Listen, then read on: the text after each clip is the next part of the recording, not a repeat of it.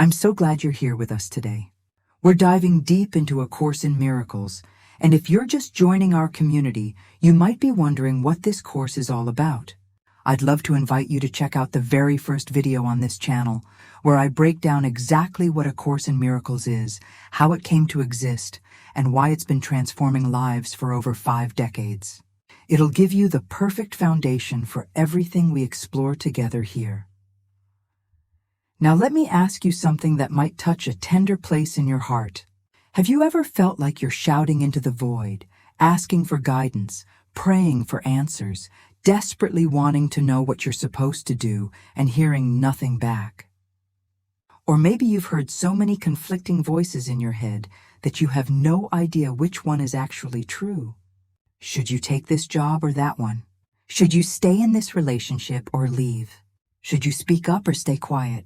And underneath all these specific questions is the deeper one, the one that keeps you awake at night. Does God even hear me? Does He care? Is there actually a voice speaking to me? Or am I completely alone in trying to figure out this life? You're not alone in asking these questions. Every person who has ever sought spiritual truth has wrestled with this. We want guidance. We want to know we're not making this journey by ourselves. We want to hear from something wiser than our own confused and frightened minds. But the problem is, we've been listening to so much noise for so long that we've forgotten what God's voice actually sounds like. We've confused it with our own thoughts, with the ego's fear-based pronouncements, with the opinions of others, with the conditioning of our culture. And in all that confusion, the real voice, the one that has been speaking to us all along, gets drowned out. Today, we're exploring one of the most comforting and transformative sections in A Course in Miracles. It's called The Voice for God, and it's found in Chapter 5 in the section on healing and wholeness. This teaching is going to clarify something that most of us have been getting wrong our entire lives. It's going to show you how to distinguish between the voice of fear and the voice of love.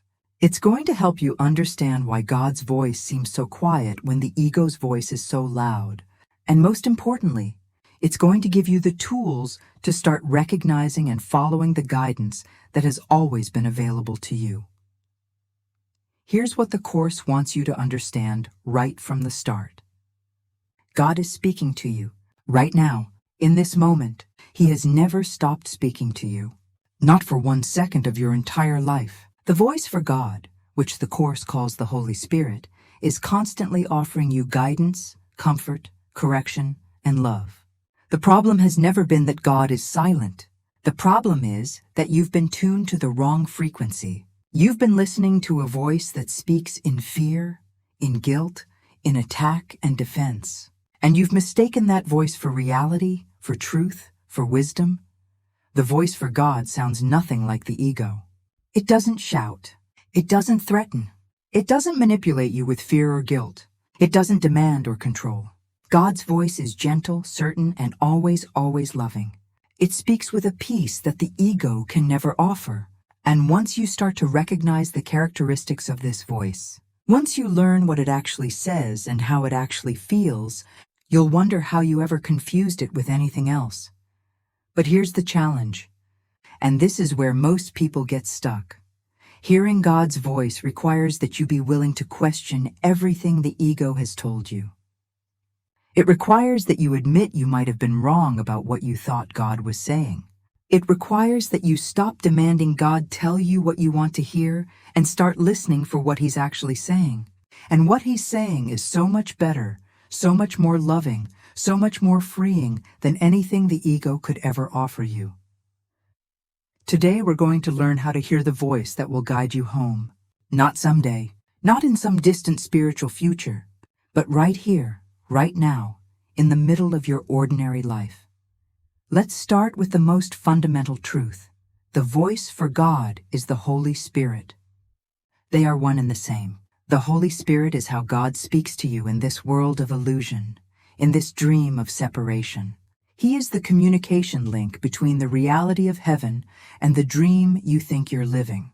He is God's answer to the separation that never actually happened, but that you believe in completely. Now here's what makes this so challenging for most people. We expect God's voice to be loud, dramatic, unmistakable. We think that if God were really speaking to us, it would be like thunder, like a burning bush, like something we couldn't possibly miss or misinterpret. We're waiting for the grand moment, the undeniable sign, the cosmic revelation that leaves no room for doubt.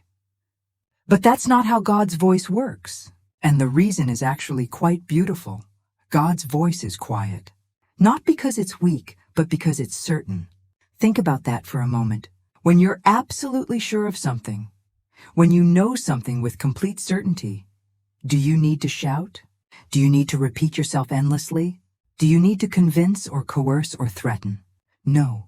Certainty speaks softly because it has no doubt to overcome. The ego shouts because it's terrified you won't believe it. God's voice whispers because it knows the truth needs no defense. The voice for God is also incredibly gentle. This gentleness isn't weakness either. It's respect for your free will. God's voice will never force you, never manipulate you, never use fear to control your choices. The ego does all of those things because it doesn't trust you. It doesn't trust that you'll make the right choice unless you're frightened into it. But God's voice trusts you completely. It offers guidance and then waits. It shows you the way and honors your freedom to choose. Here's one of the most reliable ways to recognize God's voice. It brings peace. Not the ego's version of peace, which is really just a temporary absence of conflict bought at the price of control or avoidance. Real peace. The kind that doesn't depend on circumstances. The kind that remains steady even when everything around you is chaotic. When you hear God's voice, even if what it's asking you to do feels challenging or uncomfortable, there's an underlying sense of rightness, of alignment, of coming home to yourself. The voice for God never condemns you. Never. This is crucial. If you're hearing a voice that tells you you're bad, you're guilty, you've failed, you're not enough, that is not God. That's the ego pretending to be spiritual. God's voice may correct you, yes. It may point out where you've been mistaken or where you're hurting yourself. But it does so with love, with compassion, with the absolute certainty of your innocence and wholeness underneath. Whatever error you've made, many people confuse religious conditioning with God's voice. They hear guilt and fear and call it divine judgment. They hear demands for sacrifice and call it spiritual discipline. They hear threats of punishment and call it God's will. But the Course is clear. God's voice speaks only of love. It reminds you of your true nature. It calls you to remember who you really are. It invites you back to wholeness, not through suffering, but through release. Another characteristic of God's voice is consistency. The ego's voice changes constantly. One day it tells you one thing, the next day the opposite. It contradicts itself. It shifts based on circumstances, moods, fears. But God's voice has one message, delivered in infinite forms. You are loved, you are whole, you are safe, you are home. That message never changes because the truth never changes. Learning to recognize these characteristics takes practice. You've been listening to the ego for so long that its voice feels familiar, comfortable, even trustworthy. God's voice might feel strange at first, unfamiliar, almost too simple. But as you practice choosing it, as you notice the peace it brings and the love it offers, recognition becomes easier. You start to know immediately which voice is speaking. Now that you're beginning to recognize the characteristics of God's voice, let's talk about what it actually says. Because this is where everything changes. This is where you discover that what you thought God was telling you all these years was actually the ego's twisted version of divine guidance.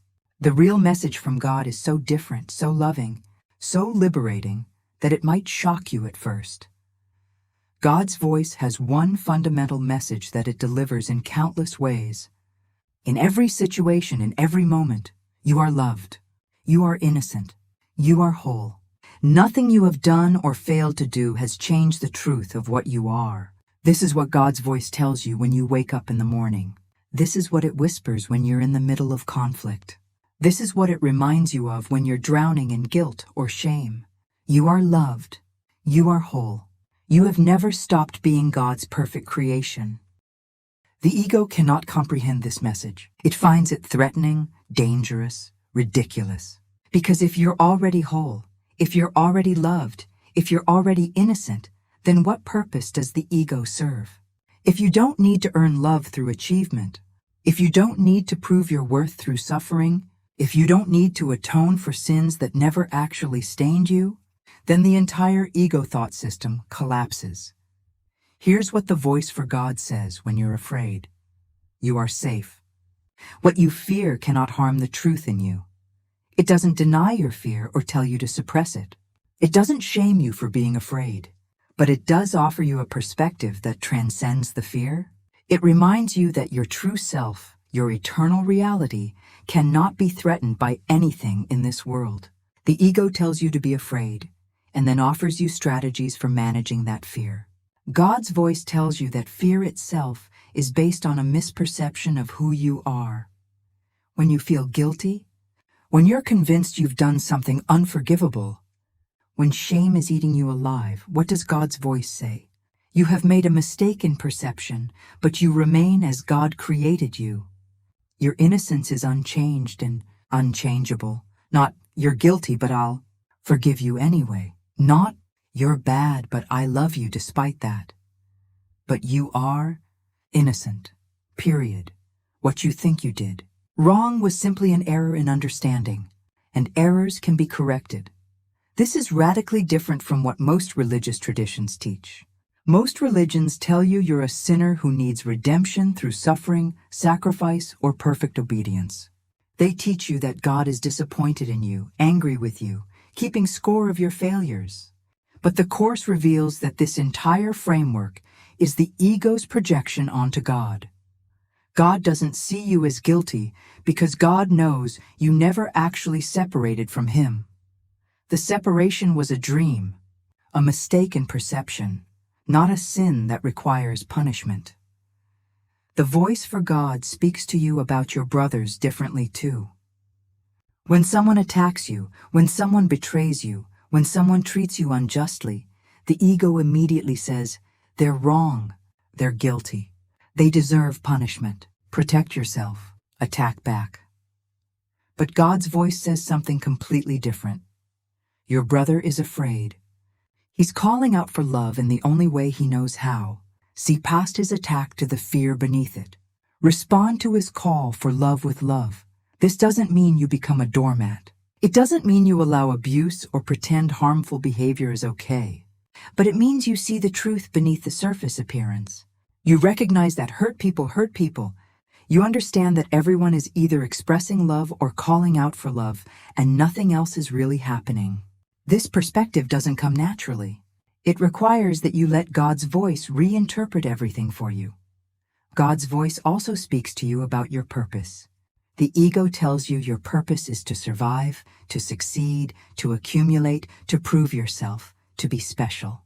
God's voice tells you your purpose is to be an expression of love, a channel for healing, a reminder to your brothers of their own wholeness. Your specific form doesn't matter as much as your function. Whether you're a teacher, a parent, an artist, a businessman, your real purpose is the same, to let God's love extend through you to everyone you encounter. The consistency of God's message is comforting once you start to hear it clearly. In every situation, the guidance is always moving you toward love, toward peace, toward remembering your unity with everything.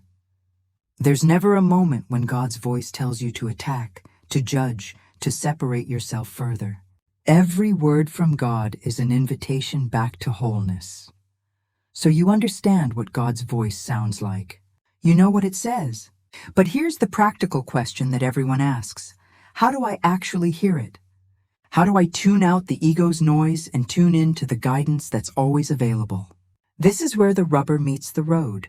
This is where spiritual theory becomes lived experience. The first thing you need to understand is what's blocking you from hearing God's voice. And the answer is simple but challenging. Your investment in being right. Every time you're certain you already know what something means. Every time you've already decided how a situation should be resolved. Every time you've made up your mind about what someone's intentions are, you've closed the door to God's guidance. You can't hear a new answer when you're convinced you already have the answer. You can't receive correction when you're sure you're right. This is why the ego fights so hard to maintain your certainty. It knows that the moment you admit you don't know, the moment you become genuinely open to another interpretation, God's voice can reach you. So the ego keeps you locked in your judgments, your interpretations, your grievances. It tells you that letting go of your position is weakness, that admitting you might be wrong is dangerous, that uncertainty is unbearable. But actually, uncertainty is the doorway. Not knowing is the opening through which truth can enter. The practice of listening to God's voice begins with quieting the ego's noise. And the ego is loud. It's constantly commenting, analyzing, judging, planning, worrying, defending. It fills your mind with an endless stream of thoughts designed to keep you from being present, from being still, from being open. So you have to consciously choose to step back from that noise. You have to create space for a different voice to be heard. This doesn't require hours of meditation, though that can help. It requires small moments throughout your day when you pause and say, I don't know what this means. I'm willing to see this differently. Show me. When you're in conflict with someone, instead of immediately defending your position, pause. Get quiet. Ask, what am I not seeing here? What would love do? When you're facing a decision and feeling anxious about making the wrong choice, pause. Breathe. Ask, what serves the highest good? What brings peace? Here's something crucial about distinguishing God's voice from your own thoughts or the ego's voice. God's voice feels different. It has a quality of peace to it, even when it's asking you to do something difficult. There's no urgency, no panic, no manipulation. The ego's voice creates tension in your body, anxiety in your mind, a sense of pressure or fear. Your own confused thoughts waver and change and second-guess themselves. But God's voice is steady. It's calm. It doesn't argue with you or try to convince you. It simply states the truth and waits for you to be ready to hear it. Trust is the foundation of listening. You have to trust that God's voice is actually there, actually speaking, actually offering you guidance. This is hard when you've spent your whole life believing you're on your own, that you have to figure everything out by yourself, that there's no help available. But the Course asks you to experiment, to try trusting, to act as if God's guidance is real and see what happens. And what happens, consistently, is that when you follow that quiet inner knowing, that sense of peace, that gentle direction, things work out better than when you follow fear. The more you practice listening, the clearer God's voice becomes. At first, you might only hear it occasionally, in moments of real desperation, when the ego has exhausted all its strategies. But gradually, as you choose it more often, as you notice the good results of following it, as you experience the peace it brings, it becomes your default. You start checking in with it throughout the day. You start making it your first response rather than your last resort. Living from God's voice rather than from fear is the transformation the Course is pointing you toward. It's not about becoming perfect or never feeling afraid again. It's about having a reliable guide, an internal compass that always points you toward love, toward healing, toward truth. It's about knowing that you're never alone, that you're never without help, that in every moment there's a voice speaking to you that knows the way home. The beautiful thing is that God's voice doesn't just guide you for your own benefit. When you follow it, when you let it direct your words and actions, you become a channel for healing in this world.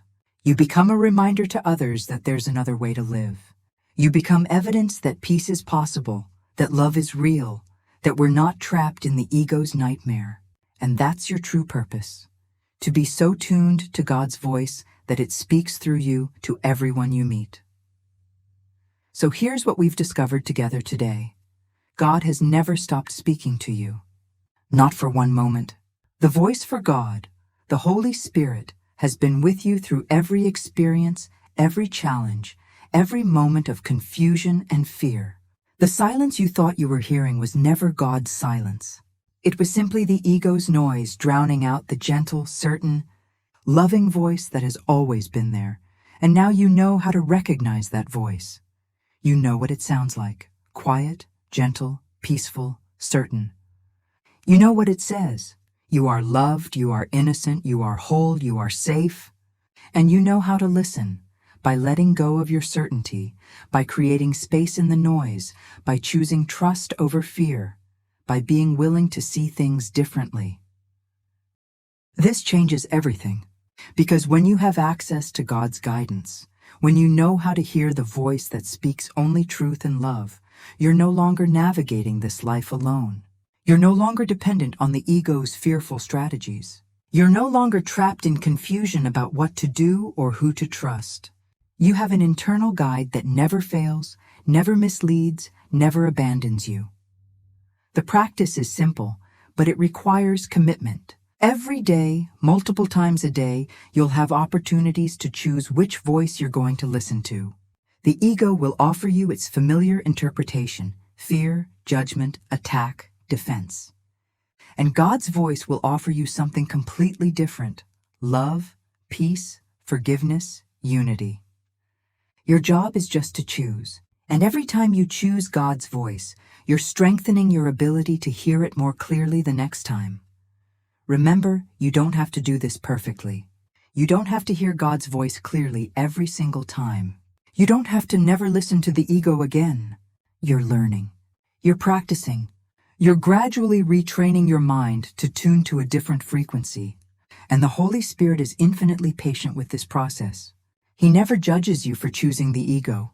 He simply waits, always available, always ready to guide you the moment you're willing to ask. I am so grateful you were here today. Truly. The fact that you're interested in hearing God's voice, that you're willing to question what you thought you knew, that you're open to receiving real guidance, that tells me something beautiful about you. It tells me you're ready. You're ready to stop struggling alone. You're ready to accept the help that's always been available. You're ready to come home. If this teaching touched something in you, if you feel that shift happening inside, please hit that like button. It helps this message reach more people who are searching for the truth, who are tired of the ego's voice, who are ready to hear what God is actually saying. Your like tells me this content is serving you, and it helps build this community of people who are choosing love over fear. And if you haven't subscribed yet, please do that now. We're exploring A Course in Miracles every single day, going deeper into these teachings, making them practical and accessible for your daily life. When you subscribe, you're joining a community of seekers, of people who are serious about waking up, about healing, about learning to live from God's voice rather than the ego's fear. Share this video with someone who needs it. You know someone right now who's struggling to hear God's guidance, who feels lost or alone, who's desperate for answers and doesn't know where to find them. Send them this video. It might be exactly what they need to hear today. The Holy Spirit can use your simple act of sharing to reach someone who's ready. And please, leave a comment below. Tell me about your experience with God's voice. Have you heard it? What does it sound like to you? What blocks you from hearing it more clearly? What questions do you have? Your comments create conversation. They build community. They help all of us learn from each other's experiences. Don't hold back. Share what's on your heart. Until tomorrow, remember this beautiful truth. God is speaking to you right now. In this very moment, His voice is in your mind, offering you peace, offering you love, offering you the way home. All you have to do is be still, be willing, and listen. I'll see you in the next video. Peace be with you.